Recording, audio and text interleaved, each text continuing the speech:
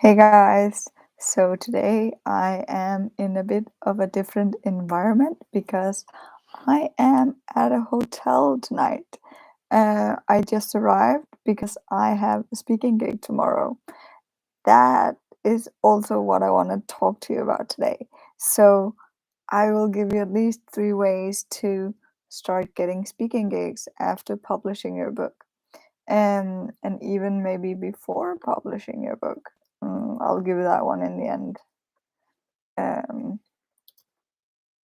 just want to write it down to be sure to remember it. Okay, so I just traveled, I don't know, 4 hours to get to this hotel because tomorrow morning I have a speaking gig here. And it made me think about we've been going through all of the things to think about in regards to the book, but also there's a lot of things to think about outside of the book when you've published. And one of the reasons a lot of authors choose to become authors is to be able to start a speaking career. So, the three ways that you can book speaking gigs. So, number one, and this is the one that I have had a lot of success with, um, is cold calling. So I do speaking gigs for um, the Cancer Society and the MS Foundation and like companies. They're not companies. They are social things like I don't know the word right now, but you get the point, right? So they have these local departments where I get booked out for speaking gigs. So there's usually between 15 and 30, 40 people at these, and I get paid for those. And actually, I know that there's a lot of things about getting paid, not getting paid. I have not had unpaid speaking gigs in this aspect of my business because I felt like I am worth the money. So, and there was no one doing this before I started, really that I know about at least. So I decided that I didn't want to do unpaid gigs and look at your market, figure out is it worth it for you? Is unpaid gigs a good idea? Or should you just start with a low amount of, a low price point? That's what I wanted to say.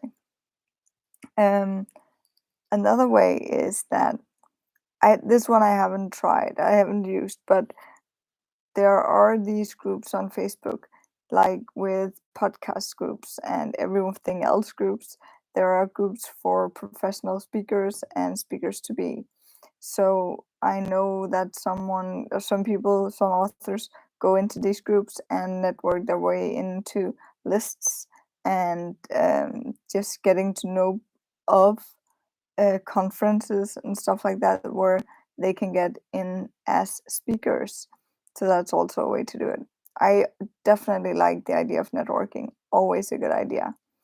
Um, well, then it's number three. I'm giving you more than three then today. So number three would be your website. This speaking gig I have tomorrow, I was actually booked through my website, and there was the first time this happened. They search for the theme of my book. Here, I have my this is my Diana version of it. um, they searched for the theme, and my website popped up, and she called me, and she was like, "Hey, can you come out this day and we'll figure the rest out?" So yeah, sure, why not? So they paid me, and here I am, and I'm looking forward to it. Um, and I want to add, if you, especially if you're in and your book is around something that's niche, where it's a very small area or not a lot of competition, um, be damn sure to have that website because the SEO can be remarkable for you. It's a really, really good idea. Number four would be um, social media. So depending on what type of speaking gigs you want, if it's for small, like the Cancer Society's local departments, or if it's for businesses, or if it's for conferences, figure out where the decision makers are. Oh, I'm sorry. Been traveling, yeah, and it's like past my bedtime, to be honest. um, but figure out where um, which social media are the decision maker actually on. Um, I would most often start on LinkedIn. Start promoting, start sharing content, start figuring out who is important around your area of expertise and who is it.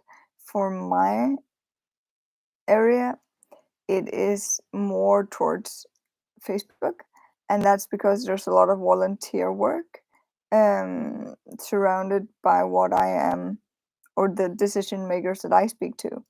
So they have their Facebook groups and stuff like that. So really sit down and figure out who are the decision makers in the type of company or um, social whatever that you want to reach, because then that will determine on which platform it's important for you to be very active. In regards to LinkedIn, remember, connect with people, and in a genuine way, not in a I want to sell you something, because what you want to do is you want to connect and then they see your posts. So then in your post talk about, for me, being a family caregiver. So I will be talking on writing posts on tips on how to take care of yourself, or where to get help, or where to apply for funds, stuff like that. So be sure to connect with the right people, and then add value, and then once in a while you can add, uh, did you know that I'm actually also a speaker? Let me know if you want to book me or have a talk about it. And then, yes, the bonus tip here is, well, I don't know if it's a bonus, but you could also do it before you publish your book. I used the fact that I was writing the book, it was coming, to start reaching out to people. And it was, if it was also a bit of cold calling, but I actually did it through my network. So nice and slowly I build more and more networks. So it's kind of a combination of it. Um, so I got references.